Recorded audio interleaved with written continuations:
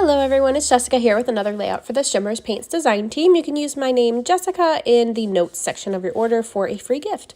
So I am prepping a sheet of colored textured cardstock here with some white gesso, and I'm just kind of smudging it on with my spatula tool here and just creating a nice surface to add some mixed media on here. So I also wanted to add some splattering here to the edges just to soften them up a little bit. So I'm just watering down a little bit of that gesso with my paintbrush, and I just flicked on some splatters. I've got a stamp set here from the Paige Evans Adventurous collection.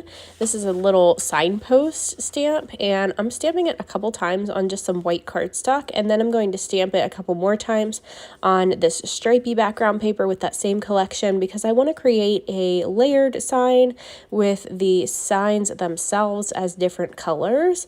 So I wanted to stamp the main one in white, and I'll cut that out as my base, and then I'm going to stamp little word phrases from the same stamp set on the little sign pieces, and then I will trim those out as well and then layer them on the actual signpost, if that makes sense. So here I'm just finishing up my little stamps on my signs themselves, and then I'll go ahead and just cut these all out just with using some smaller scissors. And I'm going to speed this up so you don't have to watch me cut out all of these, but I do just cut out one signpost in the white here, and then I cut out the little signs that I stamped as well. So now that that's all cut out, I'm just going to go ahead and use some of my shaker strips. These are the 3D foam shaker strips by Gina K, and I'm just going to layer up my little signpost just to pop them up and give them some dimension. I did use my black Intense Black ink pad.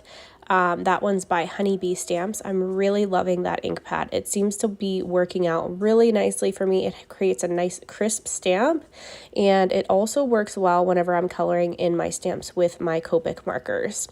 So I'm going to just clear this off a little bit, and I'm going to start on this mixed media portion. So it's pretty dry by this point, so I'm going to go ahead and get these little pots all prepped and ready to go. Most of them are ready to go already because I've either used them before or they're Shimmerz products, so you just kind of have to stir them up. I do like to add just a little bit of water to mine, and then I add a little water directly to my paper like you just saw me spritz on there.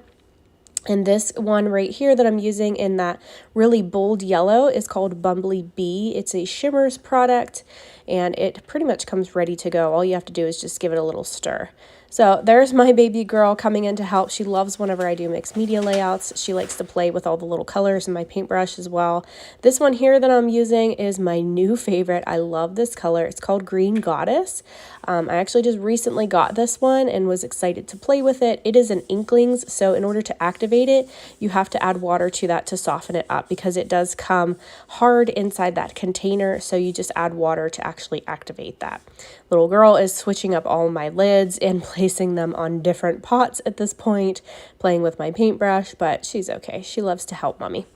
So I'm going to add a little bit of this pink color now. This one is a Shimmerz in Pip Pip Cherry O. And I'm also going to be pulling in that dark blue that you see there beside it, which is called Anchor's Way.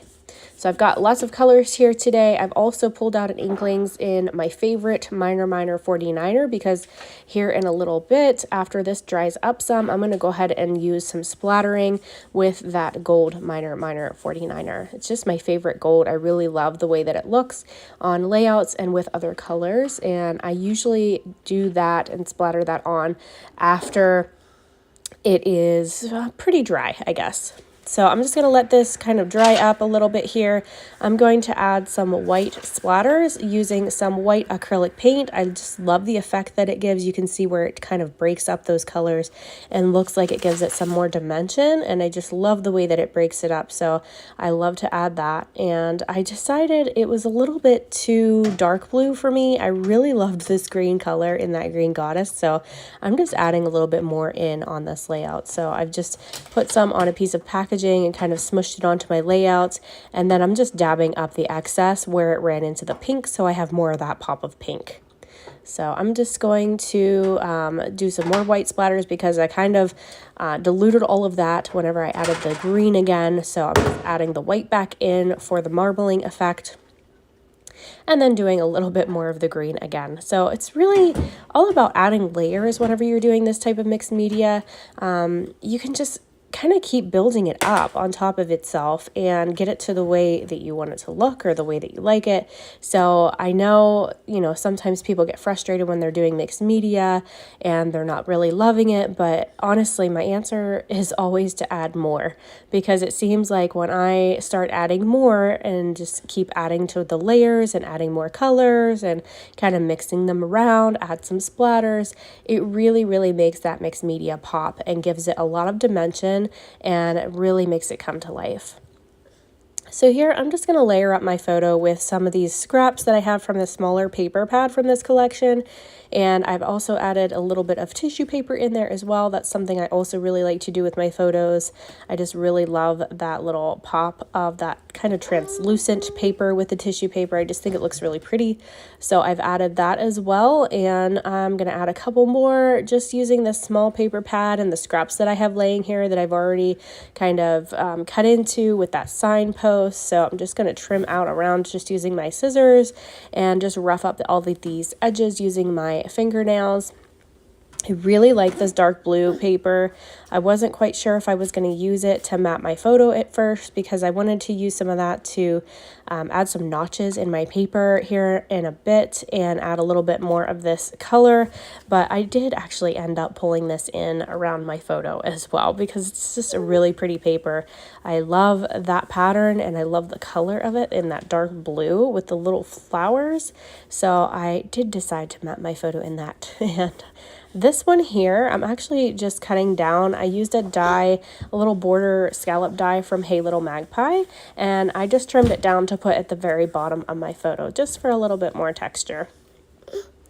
So I'm going to start layering this up. It's pretty dry at this point, so I'm going to pull out these alpha letters from this collection, and I am going to build quite a big title. I wanted to say Wanderlust because she's always exploring and playing whenever I am crafting. So this room that she's laying in is my craft room, but it's also a playroom too. So she loves to just explore and kind of entertain herself whenever she's down here with me. And I just really wanted it to say Wanderlust because she's always just exploring and finding new things to do and new ways to use toys down here. So I just thought it was super cute, and I love that photo of her. I'm actually grabbing an acrylic little geotag by Color Cast Designs.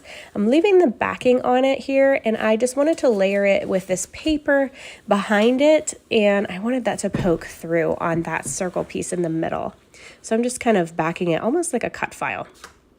So that's pretty much what that's going to look like. I'm going to put that at the top of my title, and then I'm going to lay down these big letters. It's pretty dry, but I'm just kind of drying up any of those kind of pools that were sitting on the paper at this point.